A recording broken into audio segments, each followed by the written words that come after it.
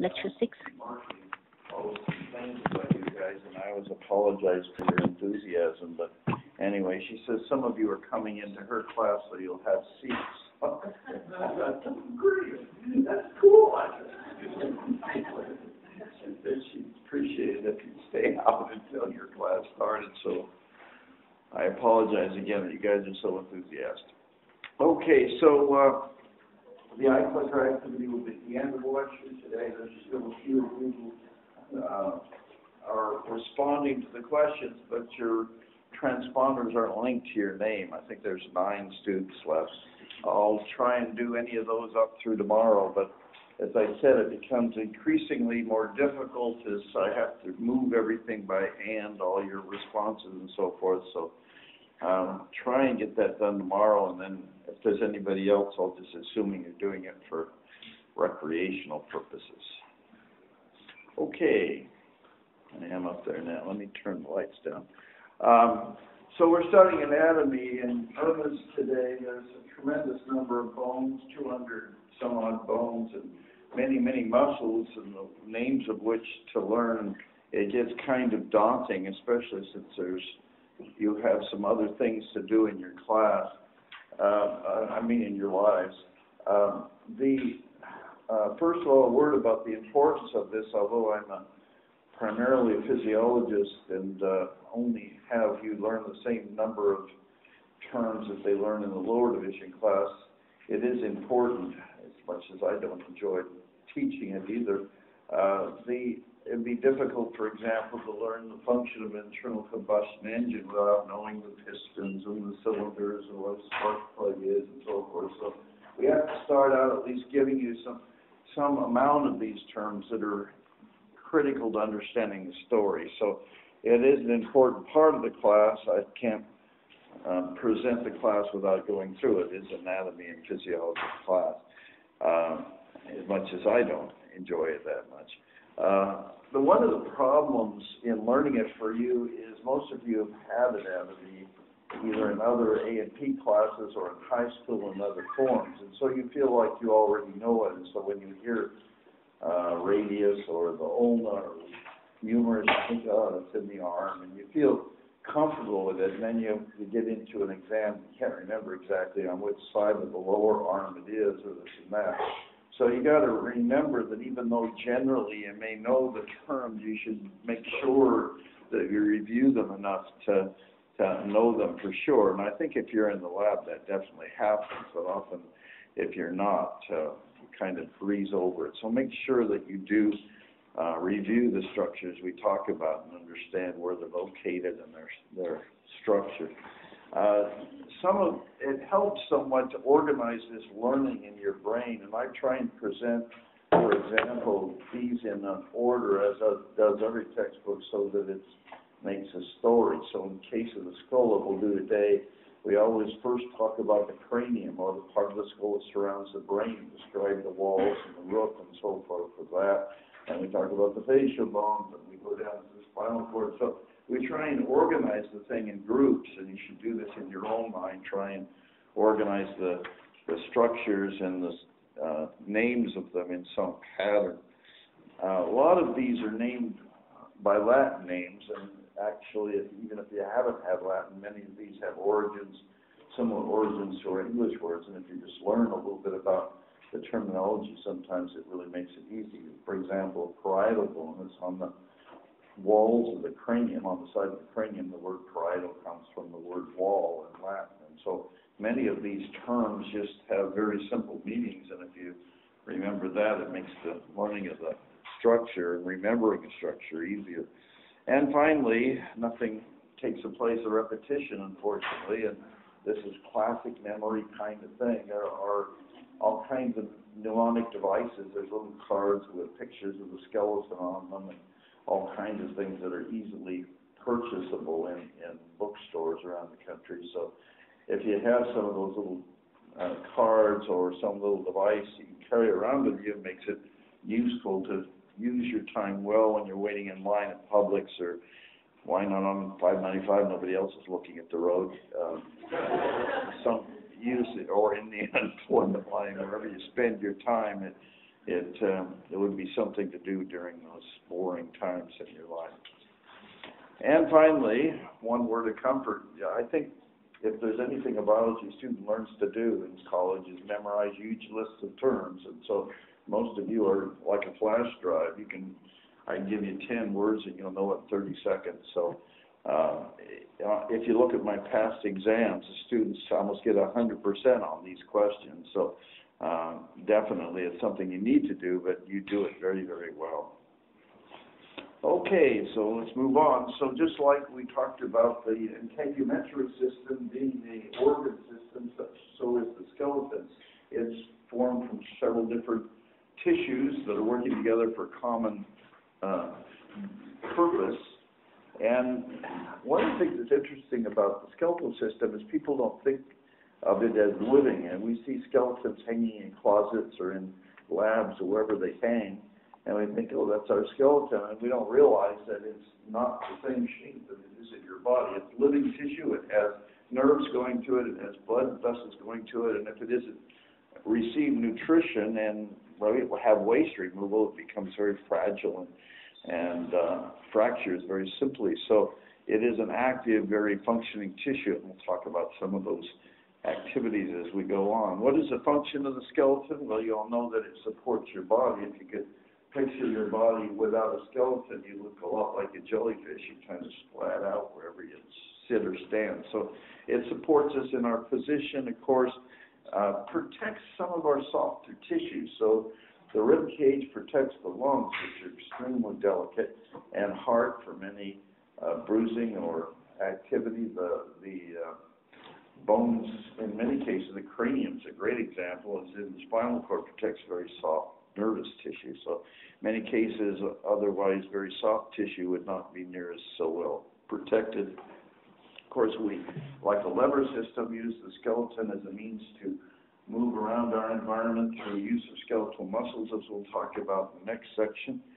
And as I've already mentioned, the medulla, or the center of our bone, contains marrow, which is plays a big role in the production of red blood cells, erythropoiesis, or all blood cells, hematopoiesis. So it plays a big role in synthesis of the cells of our blood. How did I do that? Let me back up. I'm going forward. Somehow I ended up clear at the end of the lecture. I surprised myself many times. There must be a button that can shoot you to the end of the lecture, and I never even found it before.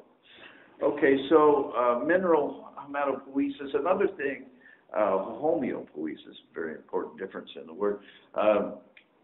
Bones, we said, are not dead, and one of the things that they do is maintain a bank or a storage of various minerals, and we're going to have a whole lecture on calcium later on, but we store calcium and phosphate on bone, within the bone matrix, within bone, and then we mobilize it when we're short on these electrolytes. So we have sensors in our body that sense calcium, sense phosphate, and through the endocrine system, we can digest or synthesize bone. So anyway, we use it like a bank for some critical minerals. And energy, as I mentioned, I think also before, that within the cavities of bone, we store fat. So it's one of the places we store high energy compounds to be used when we're between high nutrient states. Just like we did in the connective tissue lecture, we also go through each cell type in bone and discuss their structure and function. And the first cell type we'll mention is a logical place to start. It's osteoprogenitor cells, the precursor of eventually osteocytes. Mentioned mesenchyme and what it is, that embryonic connective tissue, but they develop, like most cells do, originally from mesenchyme, but they eventually, they're found initially on the surface of bone in the periosteum, but eventually they revert or differentiate to osteoblast cells. And the osteoblast cells are the precursors of osteocytes, and they're right on the surface of bone also. So the order of development is first osteoprogenitor cells, and then osteoblasts, and then finally they become the osteocytes that we use to maintain bone. The osteoprogenitor cells are capable of mitosis or division. Once they differentiate to become an osteoblast, they don't undergo mitosis anymore. They just undergo differentiation.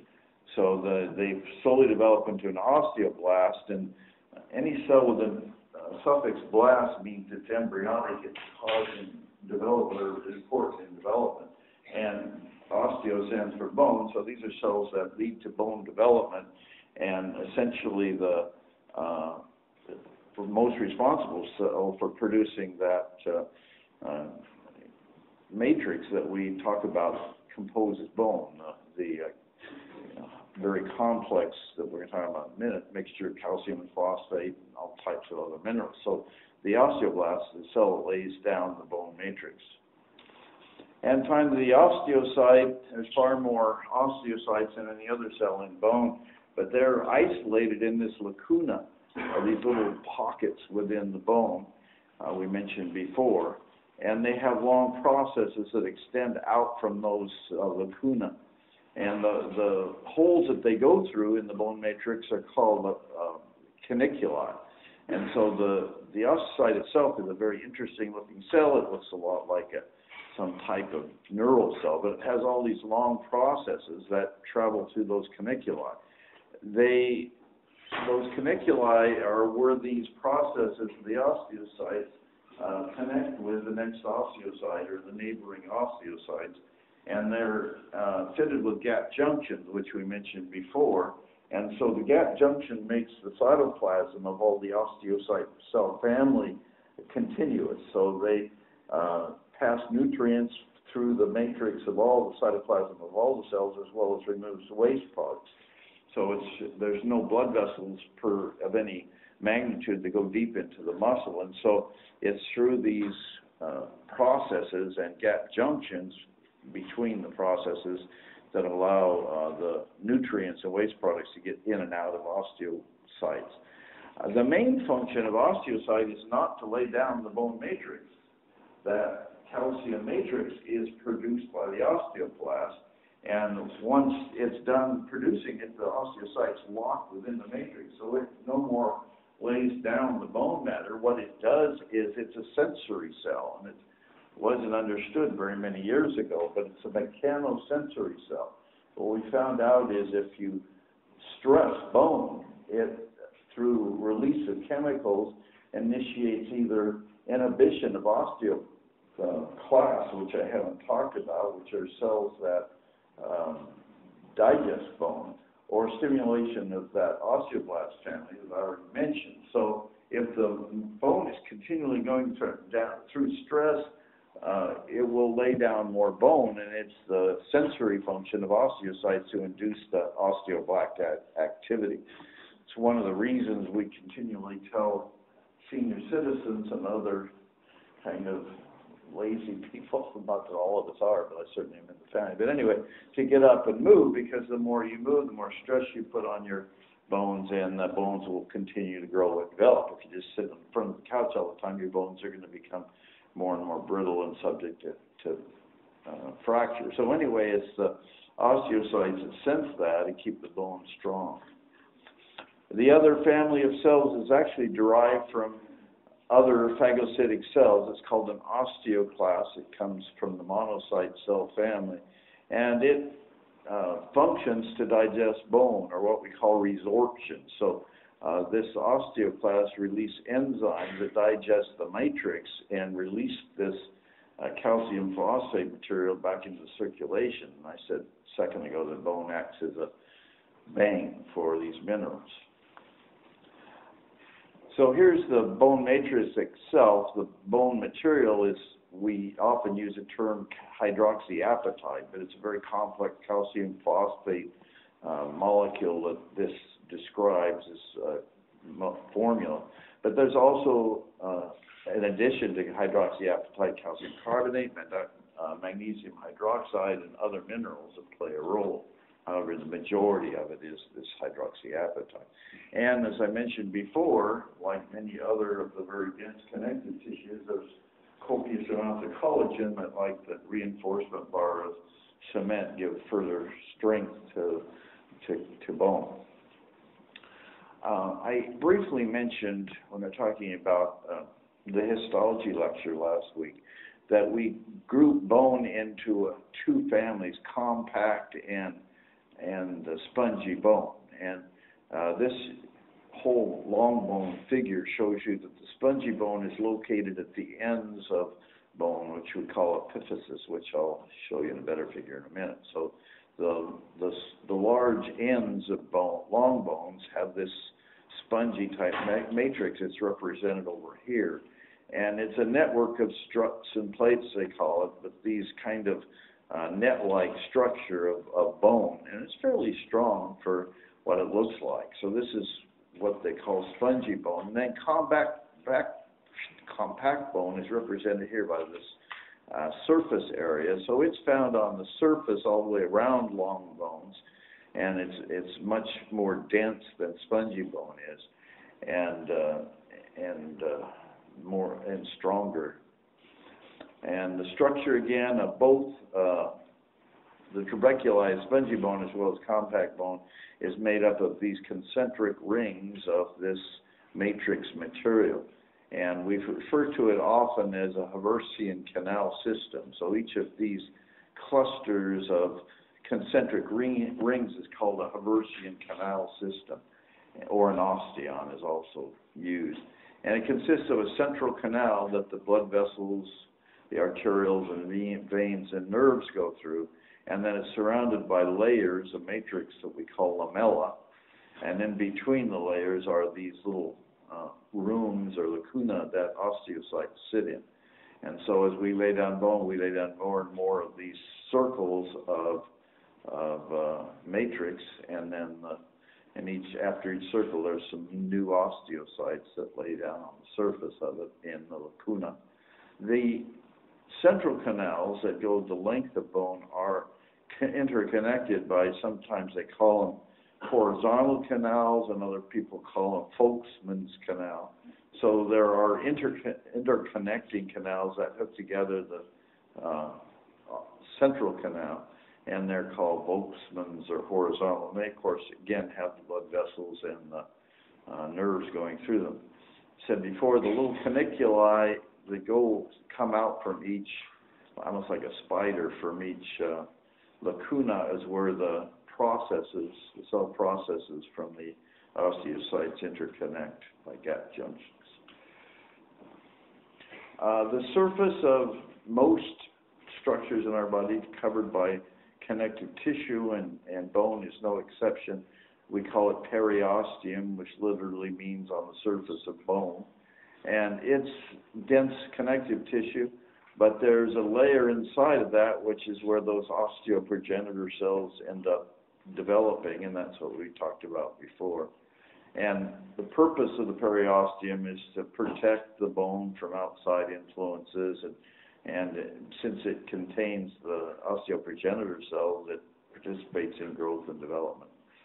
And other structures we'll talk about, like the fascia that surround a joint and so forth, connect to this periosteum, so it also is a connective site for other structures.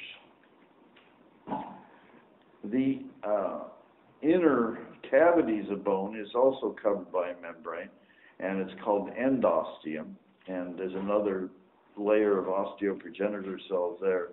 So the trabeculi inside the spongy bone, the canals, and the medulla,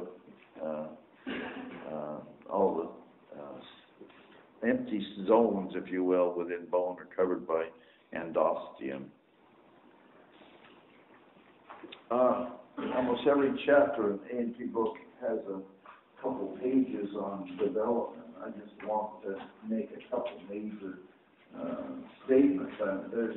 You can go into it far more detail than I need you to understand. I just want to divide it into two families and talk about the major ideas, because these are somewhat important as far as development. So we'll divide it into either intramembranous or endochondral bone development. And in intramembranous, the bone begins as a membrane that gradually gets solidified into bone. And so you've all heard of the infant fontanelle, that the soft spots of infant crania. They began as a membrane that eventually becomes a cranium.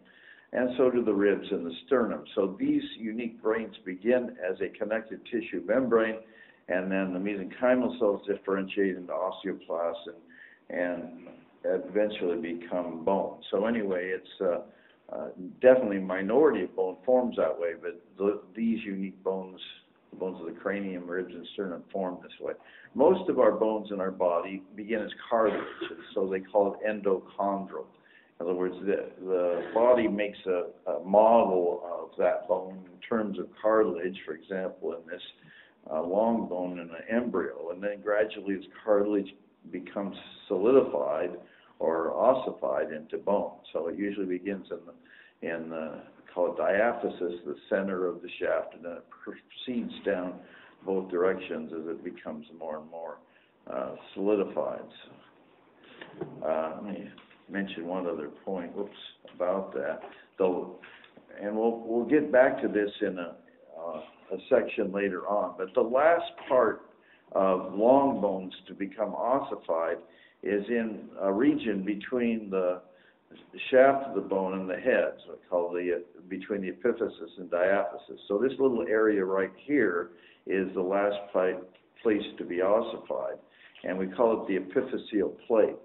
And you can always recognize that on a cross-section of bone. It's a line just in this aspect right here, and that's the last part to be fused in the development of a bone. And it occurs in humans. It starts closing in humans by 18 to 20, so that's when we stop growing taller and all our bones become locked in length.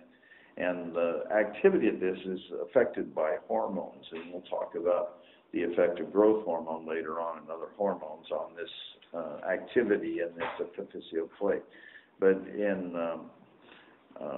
when they're trying to age skeletons, when a pathologist is looking at a skeleton trying to determine its age, some of that is done by measuring the width of the epiphyseal plate, because once you leave teenagers, go into young adulthood, it's sealed, and it's very distinctive and easy to see in a skeleton.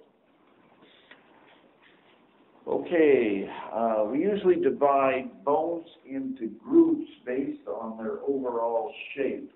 And so I've been referring to the term long bone. That's literally one of the shapes which we describe bones having.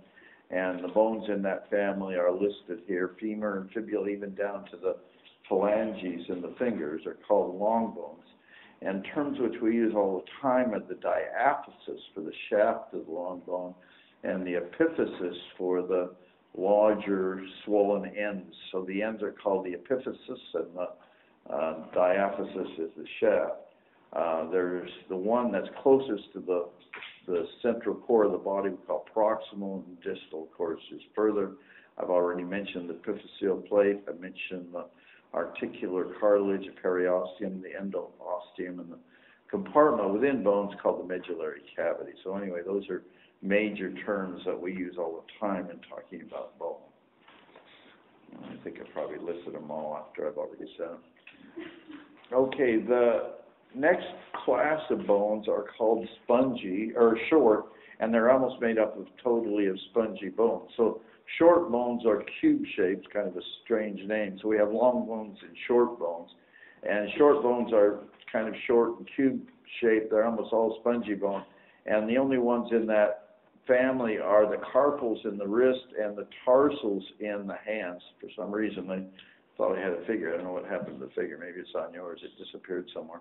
But anyway, they're within the hand and the foot. And there's a cluster of bones in the wrist and the foot that are in this family. They're very short and cubal shaped. And then the flat bones you're familiar with are in the cranium mostly, but the sternum and ribs are also in this family. And they're formed of compact bone, very thin on top of spongy bone. a regular bone. So we have long bones, I would say this is funny. We have long bones, short bones, cube bones, and then we have some we don't know what to call them, so we call them irregular. So we give up at the end and we say all the rest of bones are irregular, which just means that we can't describe the shape, and how could you describe the shape of this thing? So these are mostly the vertebrae, and also some amazingly complex shaped bones in the facial area. So we'll talk about those in just a minute, but they just mean they have processes that go every which way, and so we call them cleverly regular bones. And finally, we have another group that are wormian, and you know what a worm is, so these must be long and skinny like worms, and they are indeed. And these are unique bones that exist in the sutures of the cranium. So the divisions between the major cranial bones, the places they come together, we call sutures, which is kind of a misnomer because you usually think of sutures sewing two structures together. But these are called sutures, and in the midst of those sutures, there's some little bony fragments that we call wormian bones. And they vary, and we don't name them. They're just little pieces of bone in those spaces. So when we say you have 208 bones, whatever, we're never counting these as the part of the number of bones. We also have some very unique bones that are wrapped in connective tissue, often in the middle of tendons. And you can see one right here. This is the kneecap, and this is where the mobsters shoot out your knees. But right here, the patella is your kneecap bone. It's right there in front of your knee. And there's some little bones in the wrist called sesamoid bones also that are connected only to a tendon. So there's the patella has got tendons on each side. It's just suspended in there by a tendon. So we have a particular name called sesamoid bone. And something new that they've started adding, which I think is just a little bit forcing, but it's in a book I thought it added, is pneumatized bone. You remember that pneumatic refers to air and air pressure and things of that sort. These are bones filled with hollow air pockets, and I'll show you the ethmoid bone in a minute. It's a very great example of a pneumatized bone. It's got lots of spaces within it. Very lightweight would be one advantage, but also often there's lots of structures that go through those bones. And I'll show you some better picture of the ethmoid bone in just a minute. Another thing that we always do when we're introducing the skeleton, you'll hear us use occipital condyle and styloid process and so forth. There's some names that we use that are uniquely for structures or surface features of bone, and most of them are self-understanding, but just to make sure that they're clear, we usually give you a list of them. A canal, obviously, is a tube. It's often the place that a blood vessel or nerve goes through a bone. A fissure is just a cleft, kind of a groove in the bone, and often that's where vessels and nerves also pass over the surface of bone. I've already mentioned the term fontanelle.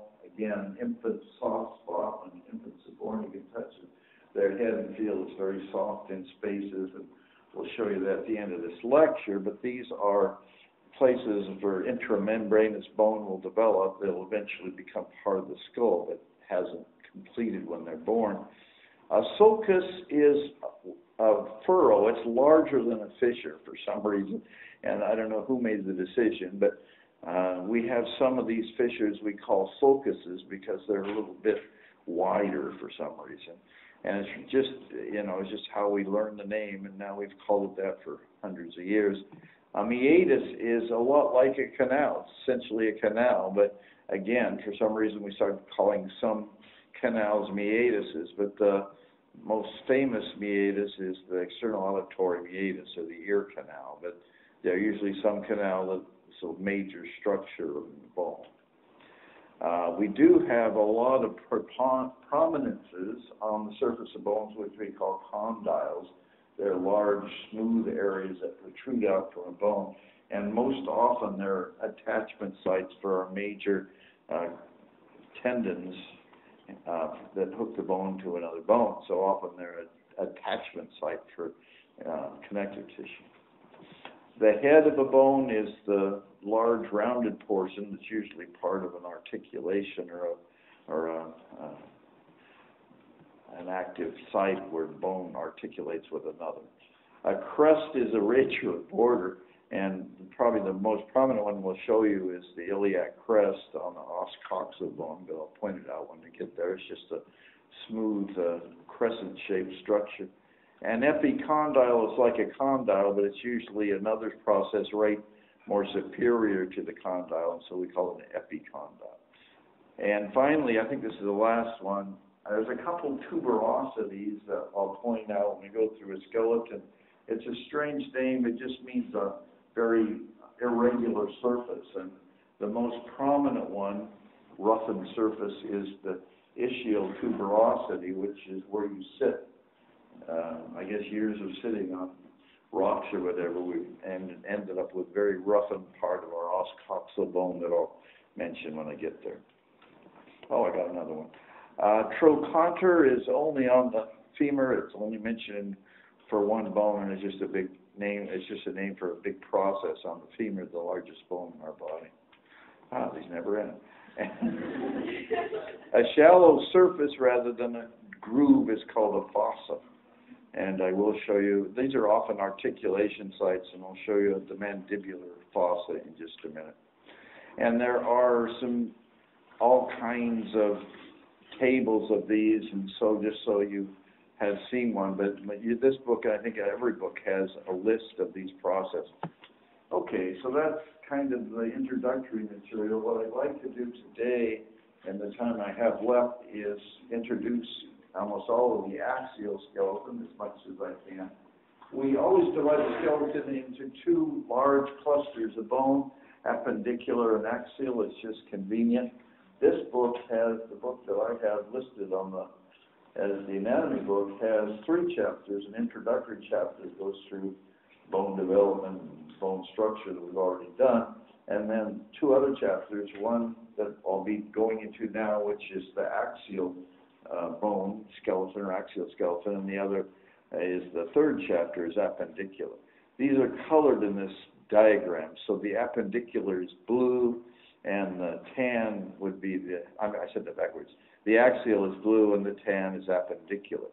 So the blue is all the bones that lie on the longitudinal axis of the body, and that would be the skull and the hyoid bone, a little tiny bone hanging here, I'll show you in a minute, and the vertebrae and the ribs, and even the inner ear bones and the sternum. All the ones that are blue here are part of the axial skeleton, and then the bones, the appendices, and also the girdles, we call them, are appendicular. So the hip girdle and the shoulder girdle, or what we call the clavicle, and the os coxal bone are also appendicular.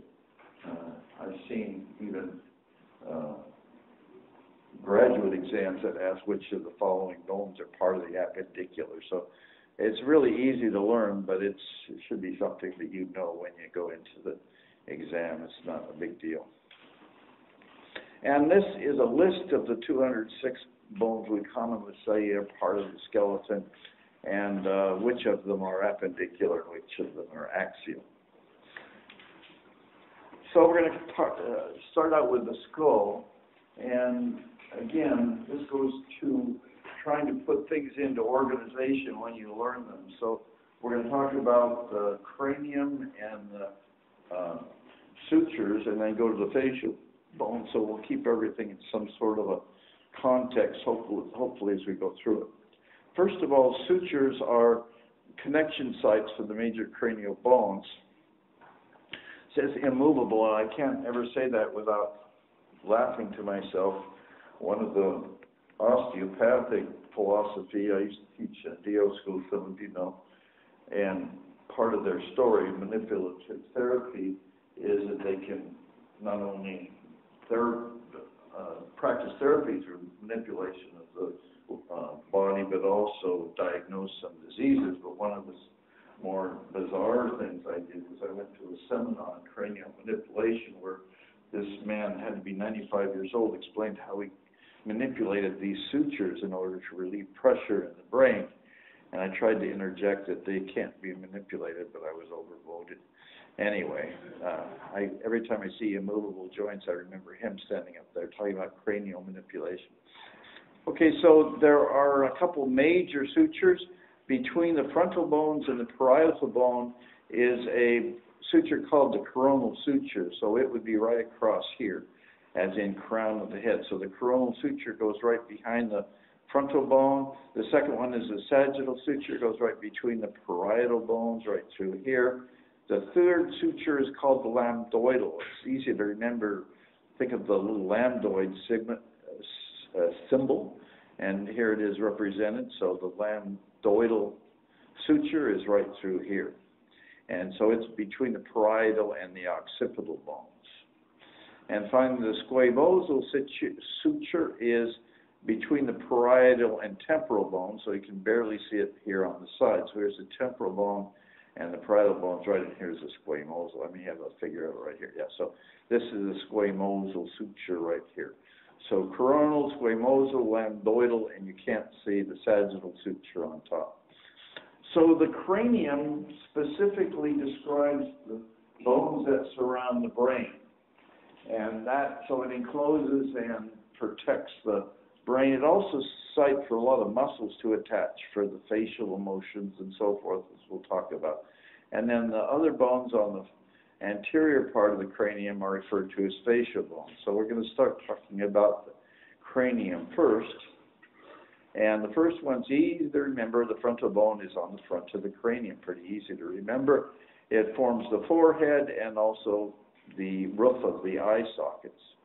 The parietal bone, I already mentioned, forms the term means wall. It forms the sides of the cranium and the roof of the cranium. And finally, the occipital bone in yellow forms the back, if you will, and the base, the posterior and the base of the skull, so it's right here. When I go through the major bones, if there's a structure I want you to remember, I'll mention it. And definitely, I think no anatomy course would leave out the foramen magnum. So the very large hole in the cranium that goes through the cranium in the most inferior aspect of the cranium is called the foramen magnum, and of course that's where the spinal cord goes into the brain. The word foramen means hole, and magnum means big, so it literally means big hole. And I always think when I pass this structure, you're on I-95 and trying to get to Boca on time, somebody cuts you off. The common term is you asshole. Wouldn't it be easier to use foramen magnum because nobody knew what you were saying? It sounded much cooler. You foramen magnum. And it means the same thing. So I've been trying to teach myself to do that.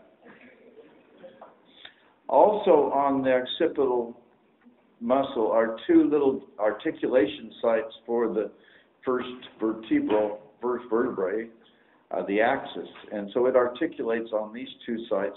We call them occipital because they're on the occipital bone, and condyle because they're very smooth outpockings, if you will, that the atlas articulates in. Okay, on the side of the cranium we have the temporal bone, forms the inferior sides, because the superior sides of the parietal bone, and the floor of the cranium. And there's lots of processes affiliated with the temporal bone we like you to remember. This process that forms what we call a cheekbone on the side of your face is called the zygomatic process. And it actually has, the zygomatic arch actually has two different processes. One's the temporal process of the zygomatic arch, which is right here. But this other bone, which we'll get to later, which is called the maxilla, has a process, which is, the zygomatic bone. It has a process called the temporal process. So anyway, the zygomatic bone is a process, and so does the temporal bone, but altogether they make up the zygomatic arch. Mandibular fossa. So I mentioned the term fossa when we're going through processes, and this, of course, is the mandible, the lower jawbone. It, like a hinge, articulates in a little hole here, so where this process articulates in the temporal bone, we call the mandibular fossa. And that's right there. And finally, right here, we have the opening into the outer ear, which we call the external acoustic meatus, or it's known more commonly as the external auditory meatus. I think your book calls it acoustic. I think the majority of texts call it auditory. But anyway, it's the ear canal, external auditory meatus. And finally, there's a very large process that hangs down from the temporal bone, which is an attachment for several facial muscles. It's so large we name it after an elephant, but it's called the mastoid process. Kind of hangs down from the temporal bone. And there's a little tiny process that looks like a pen or a stylus, and we call that a styloid process. So these are both sites of attachment of muscles. Okay, moving on to the sphenoid bone, which is right between the frontal and the temporal in purple here. It's a very complex shaped bone. It's often called the cranial floor keystone because it hooks together a whole mess of bones, temporal, parietal, and frontal, and forms the floor of the cranium. And it's much easier to see from superior or inferior aspects. So let's look at the sphenoid bone first from superior. So now we chopped off this guy's head, and if you look down, you scoop the brain out, you look down, it looks like this in gray, and this is the superior view, so this is the same view of this process. We often introduce this very regular shaped bone as being butterfly shaped, and we talk about the large wing or the superior wing and the inferior wing. So the butterfly, you can kind of see, this is the center of the body, and here's the wings coming out. So that's referred to as the butterfly-shaped sphenoid bone. And the majority of it is the greater wing, I think most people say. Yep. And that's the majority of the structure. But these little processes that come out, and you can see it better up here, are called the lesser wing. So there's a greater and a lesser wing here. You can see it better probably here. But there's a greater and a lesser wing of this large bone, and we call it overall a butterfly shape. One of the most distinctive structures of this bone, and most important as far as later discussions in physiology, is the sella turcica. And it sits right in this groove right here. And so this is looking down, so it's looking into this groove right here. And if you see, there's two protuberances called clinoid processes. You'll never have to learn that name. That come out above it, and then it's below there. And sella turcica is a name for Turkish saddle. Turkish for turcica and sella is saddle. And an early anatomist pictured a guy sitting there holding on to these two clinoid processes sitting on that little thing. Well, why the sella turcica, this little groove, is important is that's where the pituitary gland sits. It sits in almost the most inaccessible part of the body. So it sits right below the brain in this special little bony pocket called the sella turcica. Here's a view of the same process from a sagittal view. So you can see it's a little depression in the sphenoid bone, and there's the little handles up here. So anyway, that's where the pituitary gland is. Another bone that's irregular shaped in the same area is called the ethmoid bone, and it's shown here in green. It's very spongy. You could look at it as a pneumatic bone, as I said before, because it has lots of pockets in it. And it forms, so this forms the cranial floor right here in the mid part of the cranium. Well, the most anterior and actually fairly small amount of the floor, of the anterior floor, is formed by the ethmoid bone. But then it extends down and forms the upper part of the nasal septum. So that's often called the perpendicular plate of the ethmoid bone. So anyway, it kind of hangs in the middle and forms a little bit about the of the floor. And I think the next figure shows you that better. Yeah. So here's the ethmoid bone's superior part that forms a tiny bit of the floor of the cranium, but then it hangs down into the nasal cavity and forms the wall between the two, the left and right nasal sinuses. There is some holes, as you can see, depicted in the ethmoid plate, or this superior part of the ethmoid bone, and it's always helps to remember it by mentioning that that's where the olfactory nerves travel through the cranium. So they're coming up from the olfactory epithelium in the nasal sinus and going up to the olfactory cortex. So those axons that carry information about our smell go through this ethmoid bone, so it might help you remember the structure and where it's located. So that's the cranial bones. So that little group of bones and structures I'd like you to learn for the cranium. And then on the frontal aspect of the skeleton, we'll look at what we call the facial bones. And of course, they form the shape of your face as well as side of muscles for facial expression and mastication and so forth. The easiest bones probably to remember of the face are the nasal bones that form the bridge, and they're paired. Oh, I might mention, I think it's useful, and I've seen even questions like this, which of the following bones are paired? The frontal bone isn't, and the sphenoid bone isn't, or the ethmoid, but the parietal are, the nasal bones are, so let's kind of see if you can remember this kind of thing. But the nasal bones are two little fragments, or two little tiny bones that are paired that form what we call the bridge of the nose. Below there is another pair of bones that are called the maxilla, and they, of course, contain the upper teeth. So the maxilla bone is one's here and one's there, a pair of bones that form the upper jawbone. And then the zygomatic bone, like mentioned real quickly before, is on the sides of the face, fairly large bone that forms the lateral part of the eye socket. It forms the anterior half of the zygomatic arch and so forth, as is represented there. Sometimes called the cheekbone also. This is a lateral view of the zygomatic bone that shows again forms the part of the eye socket as well as the anterior part of the zygomatic arch process.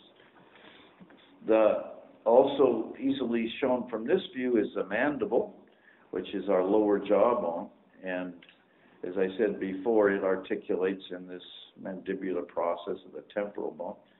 And finally, the lacrimal bones are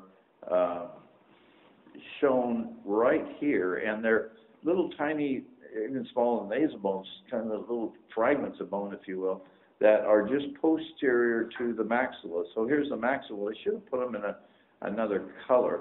Here's the ethmoid bone I referred to previously, but right behind the maxilla and in front of the ethmoid bone is a little piece of a bone called the lacrimal bone. And you probably remember lacrimate is the fancy word for crying. And these bones have ducts or foramen in them that contain the ducts from our tear glands. So that's where the name came from. The tear gland ducts go through this bone. Palatine bones are the bones that form our palate, so it's not too difficult to remember them. And they're also paired bones. And so the vomer forms part of our palate, and the palatine bone forms the posterior part. So the majority of our hard palate is formed by a bone called the vomer, and it also is just inferior. It also forms the inferior part of the nasal septum, but right behind there is the little palatine bone that forms the hard palate, the posterior part of the hard palate. And this is a better view of it and makes it much clearer. So this right here, the majority of the palate is formed by a process of the maxilla bone, and then behind there is a palatine bone that forms the posterior part of the palate. So that's a much better view of the hard palate. And the vomer is just caught just a little bit right here in gray. Okay, the last bone I think I have on the cranium is the hyoid bone. And you see on these disarticulated skeletons, when you go into labs next week, I think this week you're doing histology, as I remember, but when you go into the skeletal lab next week, you'll see we have articulated skeletons and disarticulated skeletons. The articulated are kind of wired together, and you'll see hanging below the skull this little U-shaped bone, and it's sitting in the box with all the disarticulated bones, but it's a little U-shaped bone. It's called the hyoid bone. and as well represented here, it kind of suspended by muscles from the mandible, so it's hanging below the mandible, and then it connects through connective tissue, ligaments to the larynx, to the thyroid cartilage of the larynx. So and when they put it on a skeleton, they just hang it from wires below the mandible. But anyway, that's called the hyoid bone, and it's a support for the larynx and attaches to the mandible. Probably this figure helps even more. Okay, so that's all I hope to get through today. I have a few eye-clicker questions for your entertainment.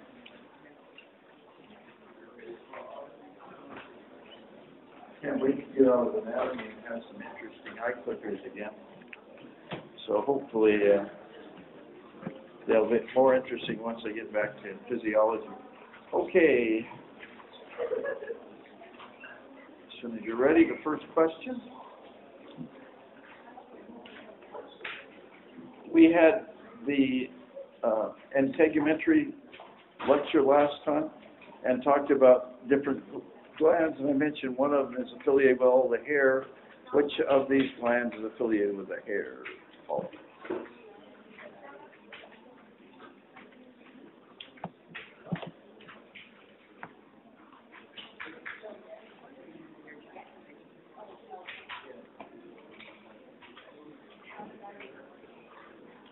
Okay, I think 30 seconds is probably more than enough.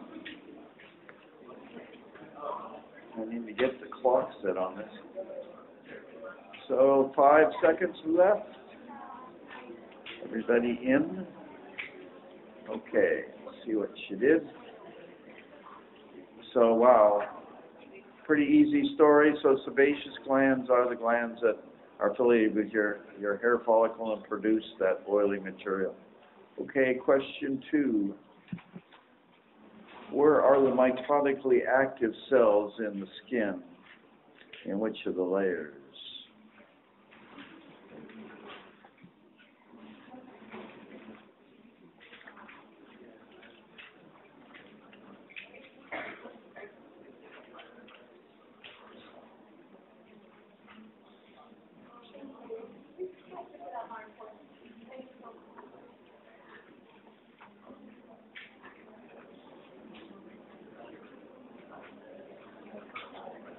Okay. Like everybody almost is checked in, so I'll give you a couple more seconds. 5 seconds. 4, 3, 2, 140. That should be everybody pretty well. Okay. And the favorite choice here was 96%. Going to have to make the exam harder than this. Our stratum basale, the lowest part, of course, also called the stratum germinativum. Question 3. The cuticle or overlap of skin at the proximal end of the nail plate, what's it called? Just recall questions.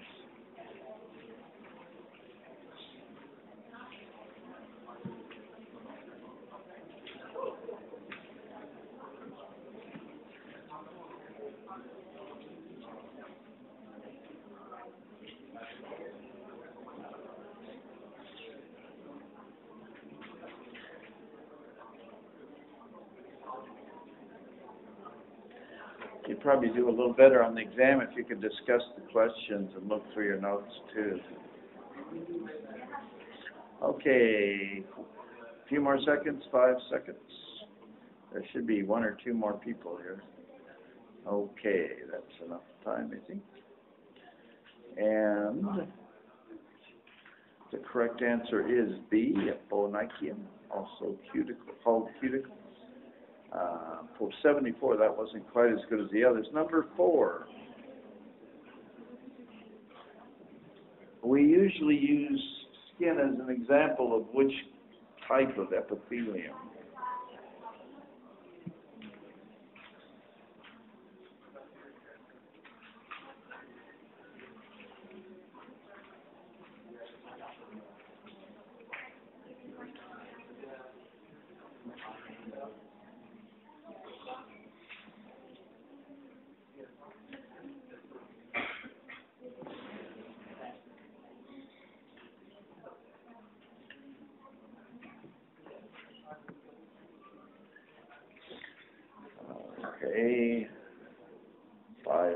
seconds or so more.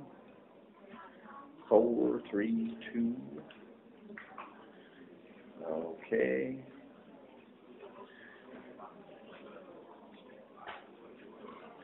Almost 100%. I always try to walk over this because I know that the stratum basale looks cuboidal more than squamous, and it indeed is, but 95% of the cells are squamous, so we always say it's a stratified squamous environment, but definitely there are some cuboidal cells in there, though nobody chose it.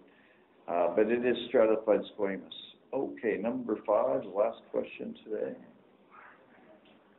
Which of the following glands are associated with hair follicles in the axillary area and only function during puberty? I'm missing the letter C here, but I guess you can figure it out. I just noticed it.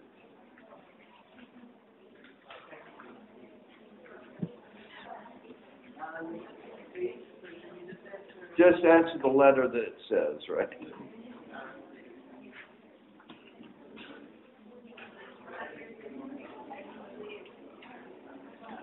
Practice for my exam. I do that by mistake sometimes in my exam. Just put the letter that labels it there.